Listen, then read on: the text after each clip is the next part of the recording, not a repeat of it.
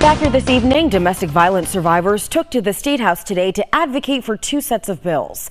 22 News State House reporter Ellen Fleming has more on the coercive control.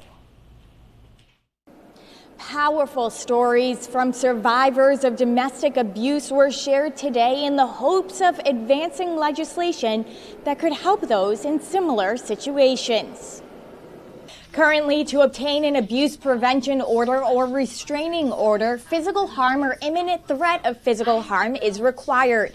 The bill, an act to improve protections relative to domestic violence, would add the term coercive control and technological abuse to the state's civil protection law.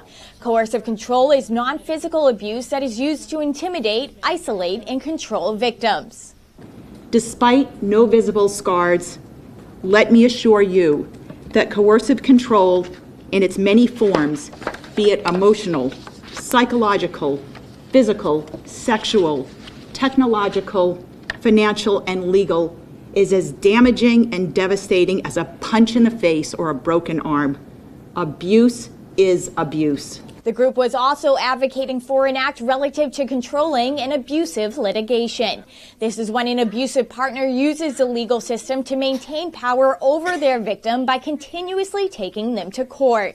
The underpinnings of all domestic abuse is an attempt to coerce and control the other person. And so these bills address the underlying pinnings of all domestic abuse. This bill will help judges stop this type of abuse, allow survivors to request an order restricting litigation, and also let survivors request financial compensation for repeatedly being brought to court. Both sets of bills have been referred to the Judiciary Committee and have not yet been scheduled for a hearing.